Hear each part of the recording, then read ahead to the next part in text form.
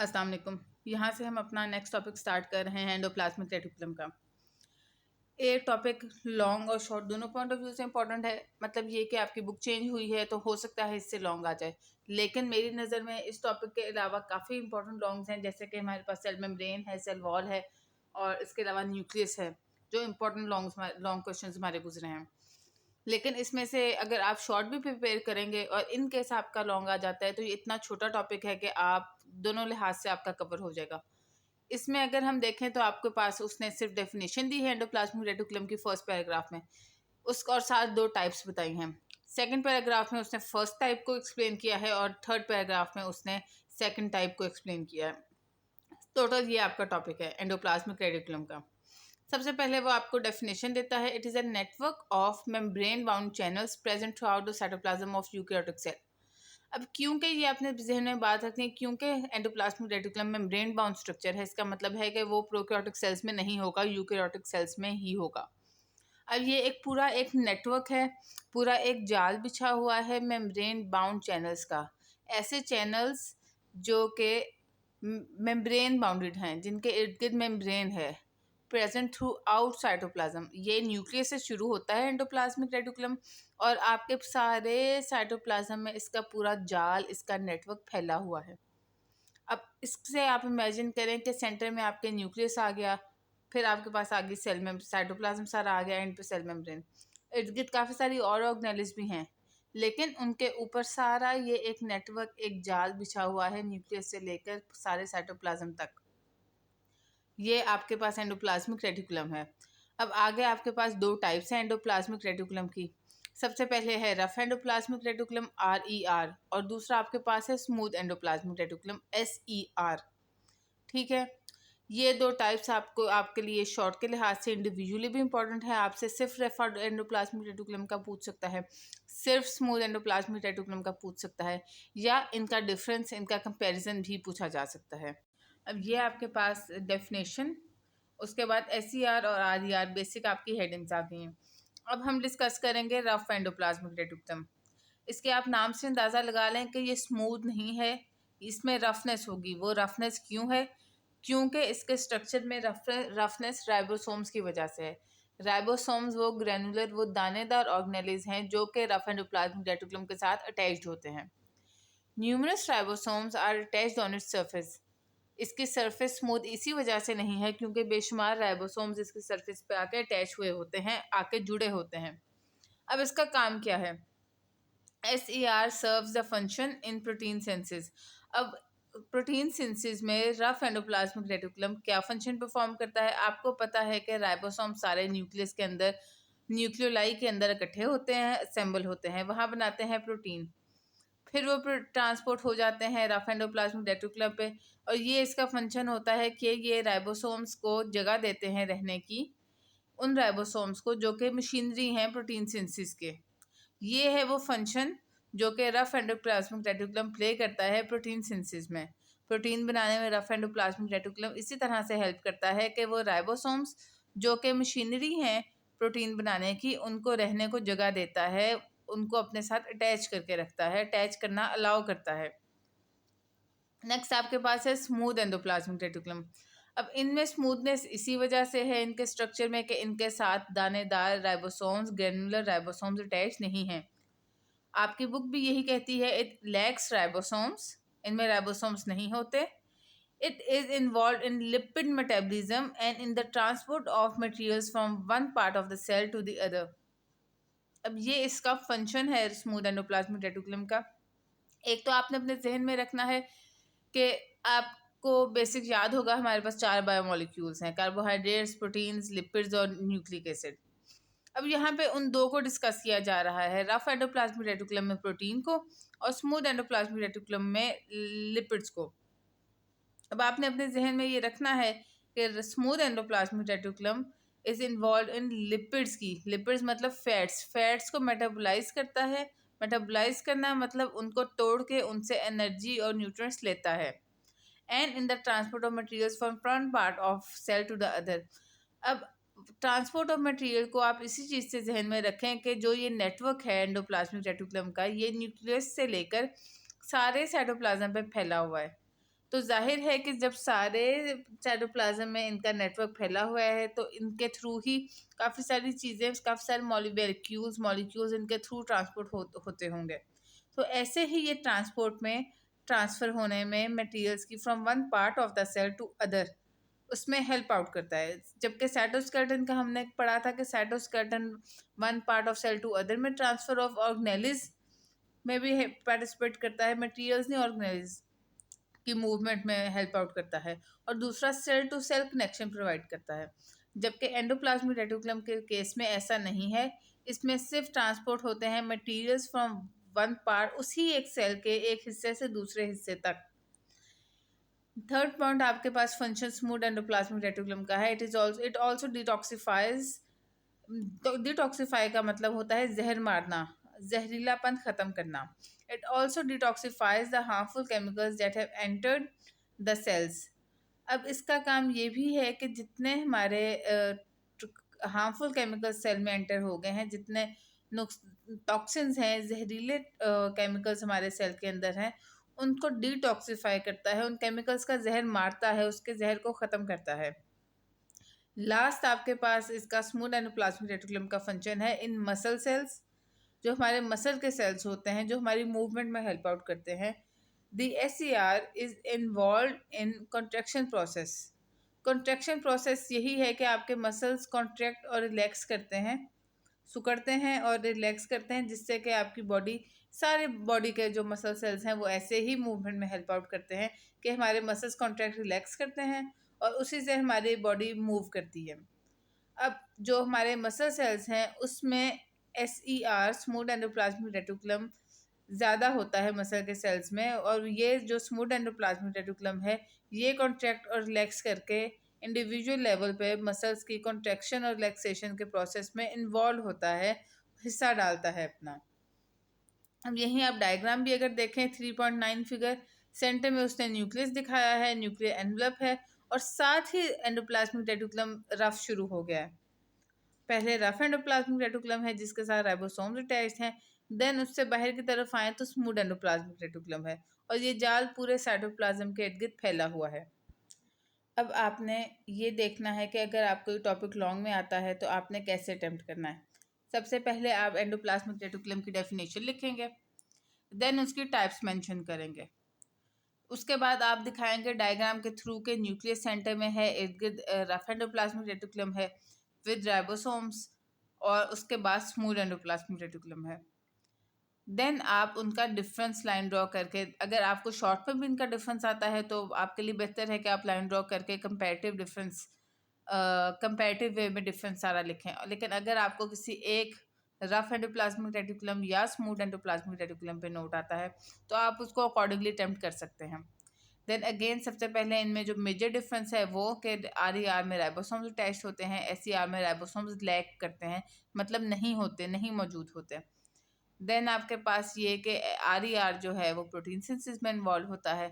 SCR के आपकी book में 4 फंक्शंस हैं। एक लिपिड मेटाबॉलिज्म, आप इसको प्रोटीन सिंथेसिस के कंपैरेटिव ही याद रखें कि वो प्रोटीन की सिंथेसिस, प्रोटीन के बनाने में हेल्प करता है, और ये लिपिड के तोड़ने में हेल्प करता है, लिपिड को मेटाबोलाइज करने में हेल्प करता है SCR। देन क्योंकि ये सारा जाल पूरे साइटोप्लाज्म में फैला हुआ है तो ये ट्रांसपोर्ट ऑफ मटेरियल्स में इन्वॉल्व होता है, डिटॉक्सिफाई करता है हार्मफुल केमिकल्स को, and then at the end muscle cells में होता है, कॉन्ट्रैक्शन के प्रोसेस में इन्वॉल्व होता है। ये आपका एंडोप्लाज्मिक रेटिकुलम का सारा टॉपिक क्लियर हो गया। अब हम नेक्स्ट आगे देखेंगे गोल्जी ऑपरेटर्स का आपका टॉपिक। अब यहाँ से हम अपना नेक्स्ट टॉपिक स्टार्ट करते हैं गोल्जी ऑपरेटर्स का। गोल्जी ऑपरेटर्स जो आपके पास है बेसिक टॉपिक, इसमें सबसे पहले वो आपको बताता है कि गोल्जी ऑपरेटर्स डिस्कवर कैसे हुआ। लेकिन अगर ये आपको लॉन्ग में क्वेश्चन आएगा तो आप सबसे पहले इसकी डेफिनेशन लिखेंगे, जो कि फर्स्ट लाइन के एंड से स्टार्ट होती है। ये मैं आपको पिछले टॉपिक की तरह, ये टॉपिक भी लॉन्ग की तरह अटेम्प्ट करके दिखाऊंगी आपने कैसे अटेम्प्ट करना है। सबसे पहले आप देखें कि डिस्कवर किसने किया। 1898 में इटालियन फिजिशियन था कैमिलो गोल्जी, इसने डिस्कवर किया था गोल्जी ऑपरेटर्स को। अब डिस्कवर कैसे किया था, उसने देखा क्या था, उसने देखा था अ सेट ऑफ फ्लैटेंड सैक्स बोरी सैक्स मतलब बोरियां, बोरियां जैसे तय करके नहीं रखी होती ऊपर नीचे, आप सब ने देखा होगा जो खाली बोरी होती है उसको अगर हम तय करके ऊपर नीचे रखें तो वो जो लुक देती है, गोल्जी ऑपरेटर्स की भी लुक कैमिलियो गोल्जी को ऐसी ही लगी। उसने देखा कि सेट ऑफ फ्लैटेंड सैक्स थे, तय किए हुए चपटे थैलियां थी ऊपर नीचे इन साइटोप्लाज्म के अंदर। अब इन सैक्स को उसने कहा सिस्टर्न है, ये एक सैक को हम सिस्टर्ने कहेंगे। उसने देखा कि सिस्टर्ने ऊपर नीचे स्टैक थे, स्टैक्ड ओवर ईच अदर, मतलब ऊपर नीचे रखे हुए थे, and make a structure known as Golgi apparatus. अब वो जो तहें थी फ्लैटेंड सैक्स की वो ऊपर नीचे स्टैक थी, मतलब ऊपर नीचे रखी हुई थी, और उस पूरे स्ट्रक्चर को, उस पूरे वो तय की हुई थैलियों के पूरे ढांचे को हम गोल्जी ऑपरेटस कहेंगे, जबकि उस फ्लैटेंड सैक को एक को हम सिस्टर्ने कहेंगे। इंडिविजुअल को सिस्टर्ने और पूरे के पूरे स्ट्रक्चर को गोल्जी ऑपरेटस। अब यहाँ पे अगर आप गोल्जी ऑपरेटस का स्ट्रक्चर भी देखें एक दफ़ा तो आप देख सकते हैं कि जो सिस्टर्ने उसने लेबल किए हैं वो इंडिविजुअल सैक्स, इंडिविजुअल स्ट्रक्चर को सिस्टर्ने कहा है, और जो पूरा का पूरा ऑपरेटस है, पूरा का पूरा ही ढांचा है, उसको कहा गया है गोल्जी। जब हम इकट्ठे बात करेंगे तो गोल्जी कहेंगे, गोल्जी ऑपरेटस। और जब हम एक सैक, एक थैली, एक सिंगल फ्लैटेंड स्ट्रक्चर की बात करेंगे तो हम कहेंगे ये सिस्टर्ने है। ये लेबलिंग में भी आपने अपने जहन में रखना है, और अगर सिस्टर्ने की आपसे डेफिनेशन पूछी जाती है जो कि एक इम्पॉर्टेंट डेफिनेशन है, तब भी आपने डिफाइन करते हुए भी ये बात जहन में रखनी है। अब यहाँ से अगर हम आगे को चलें तो आप देख सकते हैं कि आगे उसने गोल्जी ऑपरेटर्स के इसकी स्ट्रक्चर प्रेजेंस की बात की है कि Golgi operators is present in both plants and animal cells. कहाँ पाया जाता है? दोनों में, प्लांट्स में भी पाया जाता है और एनिमल्स में भी पाया जाता है। अब इसका फंक्शन क्या है? It modifies protein coming through from rough endoplasmic reticulum and packs them into small membrane bound sacs called Golgi vesicles. अब इस लाइन को समझने के लिए आप याद करें कि हमने कहा था कि राइबोसोम्स न्यूक्लियोलाई के अंदर या सिंगुलर न्यूक्लियस के न्यूक्लियोलस के अंदर जाके राइबोसोम्स प्रोटीन सिंथेसिस करते हैं। वही राइबोसोम्स आके जो उन्होंने अपना ठिकाना बनाया हुआ है रफ एंडोप्लाज्मिक रेटिकुलम, उसके साथ अटैच हो जाते हैं। अब जो प्रोटीन उसके साथ है राइबोसोम्स की, वो रफ एंडोप्लाज्मिक रेटिकुलम से जाती है गोल्जी ऑपरेटस के पास। अब आप देखें कि प्रोटीन बनी न्यूक्लियोलाई के अंदर, जो कि न्यूक्लियस का भी सेंटर वाला हिस्सा है, और ट्रेवल करते करते अब वो आ गई है रफ एंडोप्लाज्मिक रेटिकुलम से गोल्जी ऑपरेटस के पास। अब गोल्जी ऑपरेटस ने क्या किया? इस ऑपरेटस ने उस प्रोटीन को लिया और उसको मॉडिफाई किया। मॉडिफाई का मतलब होता है कि थोड़ी सी चेंजिंग, इस किस्म की थोड़ी बहुत चेंजिंग्स करना जिससे वो चीज़ और बेहतर हो जाए, सर्वाइवल के लिहाज से बेहतर हो जाए, बेहतर तौर पर उस सिचुएशन को सर्वाइव कर सके, बेहतर तौर पे दिख सके, हर लिहाज से जो पॉजिटिव चेंज आता है उसको मॉडिफिकेशन कहेंगे हम। It modifies proteins coming from RER and packs them into small membrane bound sacs. अब गोल्जी ऑपरेटर्स ने सबसे पहले तो उस प्रोटीन को मॉडिफाई किया। अब मॉडिफाई करके गोल्जी ऑपरेटर्स ने अपने पास तो नहीं रखनी वो प्रोटीन। अब वो क्या करेगा, जो गोल्जी ऑपरेटर्स के साइड्स पे जो ओवल टाइप शेप के एजेस हैं वहाँ पे ले जाके उसको, जो स्ट्रक्चर है वो पूरी की पूरी एक थैली अलग कर देगा, उस थैली के अंदर वो डालेगा मॉडिफाइड प्रोटीन। मॉडिफाइड प्रोटीन जो है वो पैक हो जाएगी in small membrane bound sac. वो जो छोटा सा सर्कल है जिसके अंदर हमने प्रोटीन डाली थी, उस सैक को, उस मेम्ब्रेन बाउंड सैक को हम कहेंगे गोल्जी वेजिकल्स। अब इसमें दो डेफिनेशंस बहुत इंपॉर्टेंट है, एक सिस्टर्ने की और दूसरी गोल्जी वेजिकल की, जिसको अक्सर बच्चे गोल्जी ऑपरेटर्स के साथ कंफ्यूज कर जाते हैं। गोल्जी ऑपरेटर्स पूरा का पूरा स्ट्रक्चर है, और जबकि गोल्जी वेजिकल्स जो हैं वो मेम्ब्रेन बाउंड सैक्स हैं। These sacs are kept in cell और are transported to exterior in the form of secretions. अब वो प्रोटीन हमारे पास बन भी गई, सिंथेसाइज भी होगी, गोल्जी ऑपरेटर्स ने उसको मॉडिफाई भी कर दिया, मॉडिफाई करके उसको उस मेम्ब्रेन बाउंड सैक में डाल दिया। अब हम देखेंगे कि अगर तो हमारे सेल को उस प्रोटीन की ज़रूरत है तो हम उस सैक को, उस गोल्जी वेजिकल को सेल के अंदर ही रखेंगे।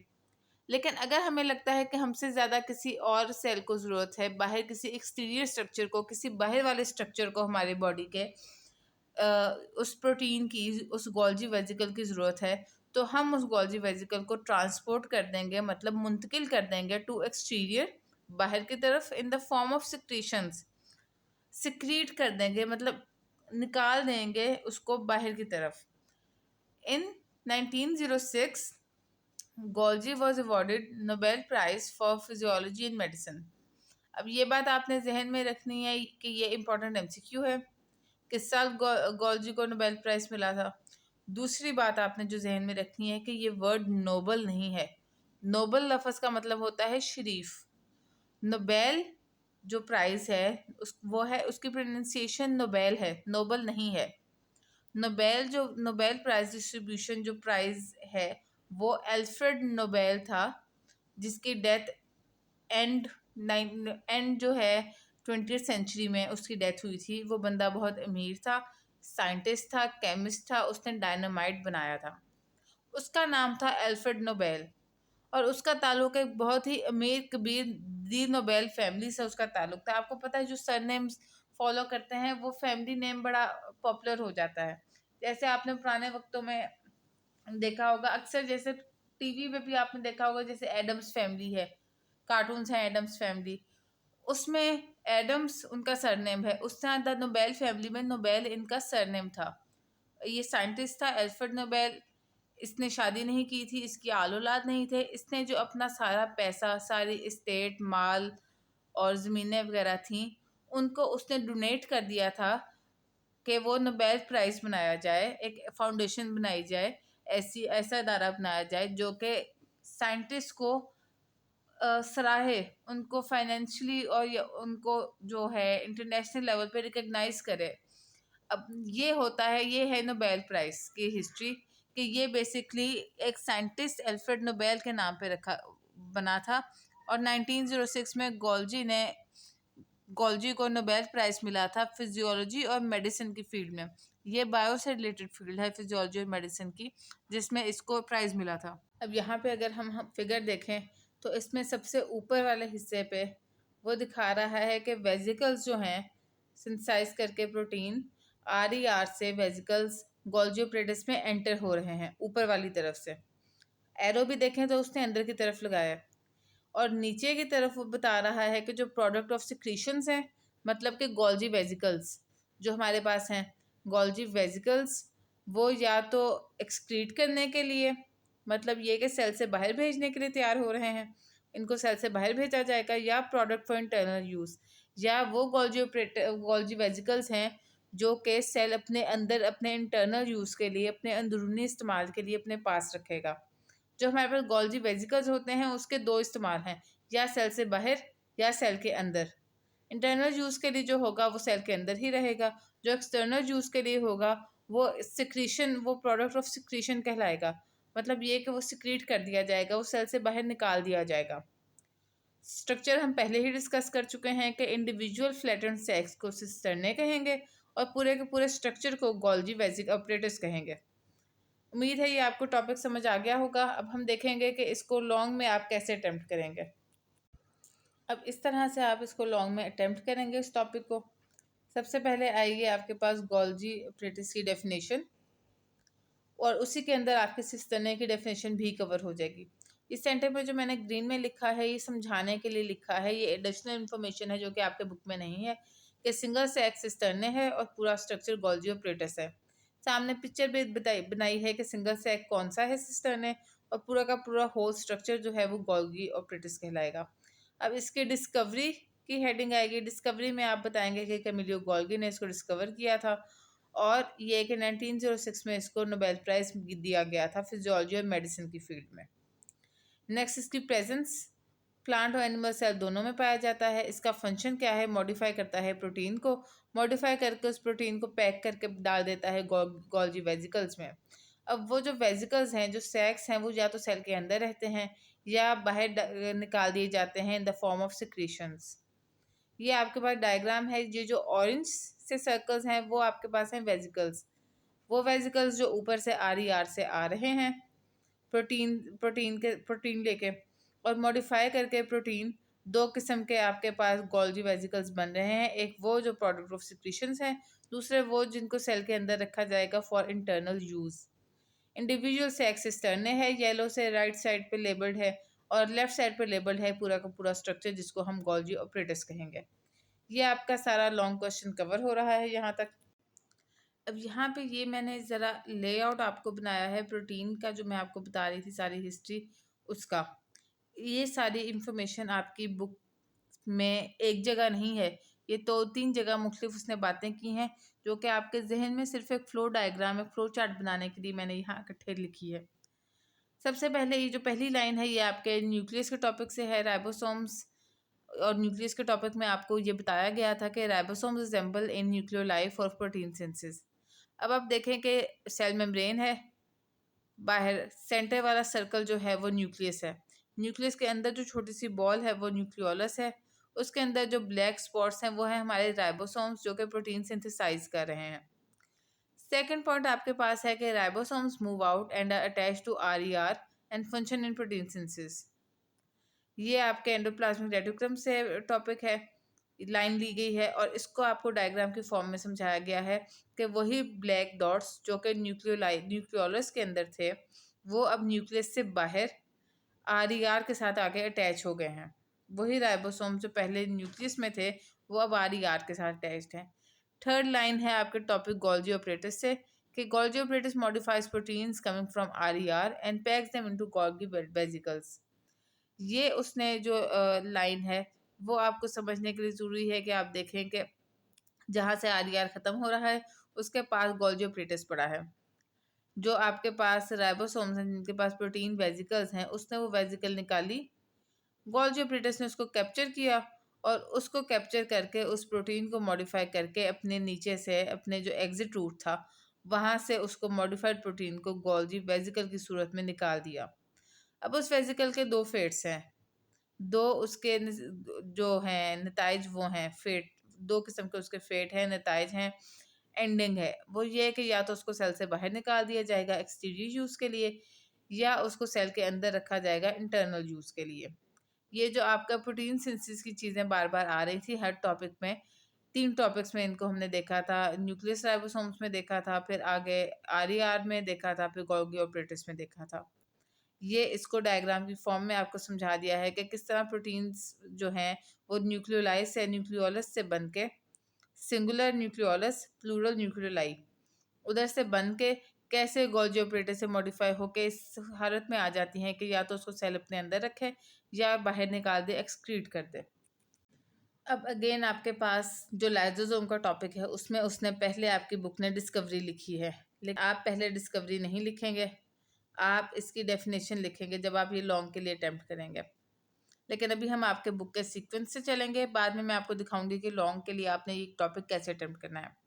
सबसे पहले आपके पास है हेडिंग डिस्कवरी की, lysosomes were discovered by Belgian scientist Christian Rene de Duve. ये आपके पास एक बेल्जियम का रहने वाला साइंटिस्ट था जिसका नाम था क्रिश्चियन रेने डे ड्यूब। ये इसका मजहब नहीं बताया हुआ, क्रिश्चियन ये उसका नाम है, आपने कंफ्यूज नहीं करना, आपने इस पॉइंट को स्किप नहीं करना उसका, क्योंकि उसका नाम क्रिश्चियन रेने डे ड्यूब है और ये क्रिश्चियन से ही स्टार्ट होता है। लाइसोसोम की नेक्स्ट आपके पास डेफिनेशन है, these are small membrane bound vesicles that contain digestive enzymes. ये छोटे छोटे मेम्ब्रेन बाउंड, मेम्ब्रेन की कवरिंग वाले वेसिकल्स होते हैं, थैलियाँ होती हैं, सैक्स होते हैं जिनके अंदर डाइजेस्टिव एंजाइम्स होते हैं।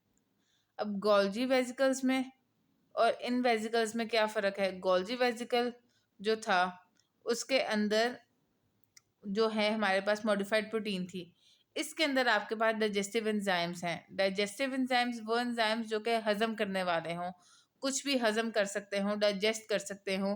इसी वजह से लाइसोसोम को सेल का स्टमक भी कहा जाता है, सेल का मैदा। जिस तरह से हमारा मैदा हमारा स्टमक खाने को डाइजेस्ट करता है, लाइसोसोम्स जो हमारे हैं वो सेल की खुराक को या किसी भी इंटरनल मैटर को, ऑर्गेनेली को डाइजेस्ट करते हैं, खाते हैं। लाइसोसोम्स के प्रेजेंस की बात की जाएगी, these are predominantly found in animal cells. ये ज़्यादातर एनिमल सेल्स में ही पाए जाते हैं। अब नेक्स्ट आपके पास वो बात करता है लाइजोसोम्स के फंक्शन की। अब वो कहता है कि lysosomes bud off from Golgi apparatus. अब एक तो हमने देखा था कि गोल्जी ऑपरेटर से गोल्जी वेसिकल्स निकल रहे थे जिनके अंदर मॉडिफाइड प्रोटीन थी। दूसरे गोल्जी ऑपरेटर से लाइजोसोम्स निकलते हैं जिनके अंदर डाइजेस्टिव एंजाइम्स होते हैं। क्लियर हो गया ये पॉइंट। नेक्स्ट आपके पास है वो कहता है कि cell engulfs the food material in the form of food vacuole. अब जो हमारा सेल होता है, सेल की बात हो रही है, अब ना गोल्जी ऑपरेटर्स की बात हो रही है ना लाइसोसोम की बात हो रही है, एक सेल की बात हो रही है। जो सेल मेम्ब्रेन जो होती है हमारी, उसके पास अगर कोई फूड पार्टिकल पड़ा है, जैसा कि आप पिक्चर में भी देख सकते हैं, वो सेल के अंदर एंटर होगा। वो फूड पार्टिकल के इर्द गिर्द एक मेम्ब्रेन बनेगी जिसको हम कहेंगे फूड वैक्यूल। अब ये जो फूड वैक्यूल है, ये आगे जाके अब ये खाना आ गया। अब खाना ज़ाहिर बात है, हम भी जब रोटी खाते हैं तो हमारे मैदे में जाकर डाइजेस्ट होती है, फिर ही हमें उससे सारी ताकत और न्यूट्रिएंट्स मिलते हैं। इसी तरह जैसे जब आपका सेल ने सेल मेम्ब्रेन के थ्रू फूड को खाया, फूड वैक्यूल बनाई, उस फूड वैक्यूल डाइजेस्ट जब तक नहीं होगा वो सेल के किसी काम का नहीं है। उसके लिए वो जो लाइजोसोम्स होते हैं जिसके अंडर डाइजेस्टिव एंजाइम्स होते हैं, वो फ्यूज कर जाते हैं, मतलब ये कि मिल जाते हैं विद फूड वैक्यूल्स। लाइजोसोम तो फूड वैक्यूल्स इकट्ठे हो जाते हैं। अब जो डाइजेस्टिव एंजाइम्स होते हैं लाइजोसोम के, वो आपका जो खाना है उसको ब्रेक डाउन करते हैं, उसको टुकड़ों में तोड़ते हैं, उसको छोटे छोटे पीसीज में ब्रेक करते हैं। Lysosomes also have enzymes for breaking cellular waste. अब ये देखें कि एक तो लाइसोसोम डाइजेस्ट करता है उस चीज़ को जो बाहर से आई है, खुराक है। अब आपके सेल के अंदर भी तो कितने सारे ऑर्गेनेल्स हैं। अगर कोई ऑर्गेनेली काम करके ख़त्म हो गई है उसकी ज़िंदगी, वो एंड पे पहुंच चुका है, वो वेस्ट बन चुका है, सेल के वेस्ट को सेलुलर वेस्ट कहेंगे, तो उसको भी तो वहाँ से निकालना है ना सेल से। तो लाइसोसोम्स ऐसे ऑर्गेनेल्स को भी सेलुलर वेस्ट कहते हैं, और ऐसे ऑर्गेनेल्स जो ख़त्म हो चुके हों, जो सेलुलर वेस्ट बन चुके हों, उनको भी लाइसोसोम्स के एंजाइम ब्रेक डाउन करके, डाइजेस्ट करके, तो सेल से बाहर निकालने की कैपेबिलिटी रखते हैं, सलाहियत रखते हैं। They also engulf damaged organelles and break them. अब वो ऑर्गेनेल्स को भी खा के ब्रेक डाउन करते हैं। सेल के अंदर जो ऐसी कोई सेलुलर वेस्ट है, जो सारा सेल अपना काम करके जो कोई कचरा वगैरह है वो निकालना चाहता है, उसको भी लाइसोसोम से एडजस्ट करते हैं। जो हमारा खाना आ रहा है उसको भी लाइसोसोम से एडजस्ट करते हैं। अब एंड पे वो कहता है कि lysosomes can store certain molecules for later use. अब ऐसा नहीं है कि सब कुछ डाइजेस्ट करके खुराक उसने सेल से बाहर ही निकाल रहा है, सब कुछ डाइजेस्ट करके। जो वो सेलुलर एक्सक्रीशंस हैं, सेलुलर वेस्ट हैं, उनको निकालेगा। जो आपके पास डैमेज ऑर्गेनेल्स हैं उनको निकालेगा। ये सारे हैं हमारे पास वेस्ट। लेकिन जो फूड पार्टिकल्स हैं वो तो आपके पास ऐसे मॉलिक्यूल्स हैं जो बाद में ताकत के लिए, एनर्जी के लिए इस्तेमाल हो सकते हैं, या ऐसा कुछ सेल्स और डैमेज ऑर्गेनेलिस से उसको कोई ऐसी चीज़ मिल रही है जो इन फ्यूचर उसके किसी इस्तेमाल की है। तो लाइसोसोम्स ऐसे मॉलिक्यूल्स को स्टोर भी कर सकता है, अपने अंदर रख भी सकता है साइड पे कि अच्छा ये चीज़ इस्तेमाल की है। ऐसे वेजिकल्स जिनमें काम की चीज़ हो, वो वाले लाइसोसोम्स जिनके अंदर काम की चीज़ हो, वो स्टोर भी किए जा सकते हैं ताकि सेल इन फ्यूचर उनसे फ़ायदा उठा सके। बुक की पिक्चर डिस्कस करने से पहले मैं आपको बताऊंगी कि लाइसोसोम को लॉन्ग में कैसे अटेम्प्ट करना है। दूसरा ये कि उसका फंक्शन का हर एक पॉइंट डायग्राम से एक्सप्लेन करूंगी। अगर किसी को वैसे बताने से समझ नहीं आया तो फंक्शंस में जो डायग्राम्स हैं उनसे बेहतर तरीके से समझ आएगा। सबसे पहले लाइसोसोम की डेफिनेशन दी गई है। अब ग्रीन में एक्स्ट्रा इन्फॉर्मेशन है ये कि लाइजो वर्ड का लफ्जी मतलब है ब्रेक डाउन, तोड़ना। सोम का मतलब है बॉडी। ऐसी बॉडी, ऐसा स्ट्रक्चर जो तोड़ने के काम आए, डाइजेस्ट करने के काम आए, उसको लाइसोसोम कहते हैं। Then digestive body, stomach of cell कहा जाता है लाइसोसोम का, ये भी मैं आपको बता चुकी हूँ। देन आपके पास हेडिंग आएगी डिस्कवरी की, फिर आएगी प्रेजेंस की। फोर्थ आपके पास हेडिंग आएगी फंक्शन की। सबसे पहले वो कहता है कि लाइसोसोम जो हैं वो गोल्जी ऑपरेटस से बड ऑफ होते हैं। ऊपर येलो में आपको दिखाया गया है गोल्जी ऑपरेटस, और ऑरेंज में दिखाया गया है कि कैसे गोल्जी ऑपरेटस के नीचे से लाइसोसोम बड ऑफ हो रहा है, निकल रहा है, अलहदा हो रहा है। देन सेकेंड लाइन आपके पास है cell engulfs the food material in the form of food vacuoles. यहाँ पे आपको दिखाई गई है एक सेल मेम्ब्रेन और साइड पे उसके पड़ा है खाना। अब आहिस्ता आहिस्ता खाना सेल मेम्ब्रेन के पास जाता है। सेल मेम्ब्रेन उसके इर्द गिर्द अपनी कवरिंग बनाती है। फिर वो सेल मेम्ब्रेन उस खाने को एंगल्फ कर जाती है, खा जाती है, और सेल मेम्ब्रेन साइड से बंद हो जाती है और फूड के इर्द गिर्द एक सर्कल, एक मेम्ब्रेन बन जाती है जिसको हम कहते हैं फूड वैक्यूल। नेक्स्ट आपकी बुक में पॉइंट था lysosomes fuses with the food vacuole and its digestive enzymes break down the food present in vacuoles. अब एक तरफ आपके पास सेल के अंदर आया है फूड वैक्यूल ब्लैक में, दूसरी तरफ ऑरेंज में आपके पास हैं लाइसोसोम्स जिनके अंदर आपके पास डाइजेस्टिव एंजाइम्स हैं।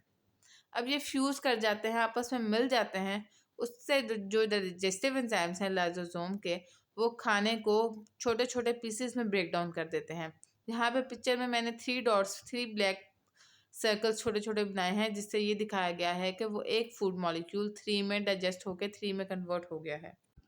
अब नेक्स्ट आपकी बुक में पॉइंट है lysosomes also have enzymes that break down for breaking cellular waste. अब एक तरफ आपके पास है प्रोडक्ट ऑफ सिक्रीशन, वो प्रोडक्ट जो आपने सेल से बाहर भेजना है जो कि गोल्गी एपरेटस से ही आया है।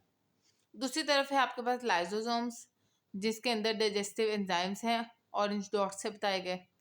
अब जो हमारे पास सेलुलर वेस्ट है, सेल से बाहर निकालने वाला गंदबला हमारे पास सेल के अंदर मौजूद है, वो लाइसोसोम्स के साथ फ्यूज करके उसको और सिंपल फॉर्म में और छोटे छोटे पीसेस में डाइजेस्ट करके छोटे छोटे पीसेस में कन्वर्ट करता है ताकि और ज़्यादा आसानी से वो जो सेलुलर वेस्ट है वो सेल से बाहर निकाली जा सके। नेक्स्ट वो कहता है they also engulf damaged organelles and break them. अब यहाँ पे डैमेज्ड ऑर्गेनेली मैंने माइटोकॉन्ड्रिया अपनाया है जो कि इससे नेक्स्ट टॉपिक हम डिस्कस करेंगे इंशाल्लाह। ये लेट्स से ये एक डैमेज माइटोकॉन्ड्रिया है, हमारे किसी काम का नहीं है, हमारे सेल के काम का ये माइटोकॉन्ड्रिया नहीं है। लाइसोसोम आके इसको भी इंगल्फ कर जाता है, इसको खा जाता है और इसको भी छोटे छोटे पीसेस में कन्वर्ट कर देता है। देखें माइटोकॉन्ड्रिया के भी मैंने 3 पीसेस किए हुए हैं। इसी तरह से ये माइटोकॉन्ड्रिया सिंपलर फॉर्म में आके सेल से बाहर निकालना आसान होता है, या अगर इसमें कोई ऐसा मॉलिक्यूल हो जो सेल के इन फ्यूचर काम का हो तो लाइसोसोम उसको स्टोर भी कर लेता है। जैसे कि यहाँ नेक्स्ट पॉइंट पे दिखाया गया है lysosome can store certain molecules for later use. यहाँ पे मैंने डॉट से दिखाए गए हैं सिंपलर मॉलिक्यूल्स ऑफ माइटोकॉन्ड्रिया भी आप कह सकते हैं, या फूड पार्टिकल के भी सिंपल मॉलिक्यूल्स आप कह सकते हैं। कुछ भी हो सकता है ये ऐसा मॉलिक्यूल जो कि सेल के यूज़ का हो, उसको लाइसोसोम स्टोर भी कर सकता है। एंड पे ये आपकी बुक की डायग्राम दिखाई गई है कि किस तरह से आप अगर एक्सट्रीम लेफ्ट से देखें तो किस तरह से फूड वैक्यूल सेल के अंदर आया, उसने लाइसोसोम के साथ फ्यूज़ किया और डाइजेस्ट हो गया। दूसरी तरफ से आप देखें तो वो आपको दिखा रहे हैं कि दूसरी तरफ से लाइसोसोम ने एक डैमेज्ड ऑर्गेनेली को इंगल्फ किया हुआ है और उसको डाइजेस्ट कर रही है। ठीक है, और ये दोनों लाइसोसोम दोनों तरफ से आप देखें तो एक गोल्गी एपरेटस के राइट साइड से बर्ड ऑफ हो रही है, निकल रही है, और दूसरी गोल्गी एपरेटस के लेफ्ट साइड से बर्ड ऑफ हो रही है, मतलब निकल रही है। ये आपको ये क्लियर करने को है कि लाइसोसोम निकलता गोल्गी एपरेटस से ही है, लेकिन उसके अंदर डाइजेस्टिव एंजाइम्स होते हैं, इस वजह से इसको सेपरेट ऑर्गेनेली का स्टेटस दिया गया है और उसको सेपरेटली हम स्टडी कर रहे हैं और एक्नॉलेज कर रहे हैं। यहाँ पे आपका लाइसोसोम्स का टॉपिक भी ख़त्म होता है। ये आपके बुक की डायग्राम है। मुझे था कि कुछ स्टूडेंट्स ये ना समझे कि हमने बुक की डायग्राम नहीं डिस्कस की और मैं अपने से डायग्राम्स बना कर डिस्कस कर रही हूँ। हमने नोट्स में डिस्कस की थी कि फूड पार्टिकल आया, फूड वैक्यूल बना, उसको लाइसोसोम ने फ्यूज़ करके डाइजेस्ट कर दिया। राइट साइड पे गोल्गी एपरेटस से जो दूसरी राइट साइड से जो गोल्गी एपरेटस से लाइसोसोम बर्ड ऑफ हुआ था उसने अंदर ऑर्गेनेली को खाया और उसको डाइजेस्ट कर दिया। अब इसकी ही उसने लेबलिंग इस डायग्राम की है, formation and function of lysosomes. इसमें उसने फॉर्मेशन भी डिस्कस की लाइसोसोम के कि किस तरह वो गोल्गी एपरेटस से बर्ड ऑफ कर रहा है, उसका फंक्शन भी डिस्कस किया है कि वो किस तरह से किसी डैमेज्ड ऑर्गेनेली को या फूड वैक्यूल को खाता है और डाइजेस्ट करता है। यहाँ पे हमारे ये 3 टॉपिक्स ख़त्म हो गए हैं, ये लेक्चर ख़त्म हो गया है। उम्मीद है आपको समझ आई हो। लाइक सब्सक्राइब ज़रूर कीजिएगा। कोई क्वेश्चन हो आप कमेंट में पूछ सकते हैं। इसके बाद हम नेक्स्ट 3 टॉपिक्स डिस्कस करेंगे माइटोकॉन्ड्रिया से onwards. Thank you so much. अल्लाह हाफिज़।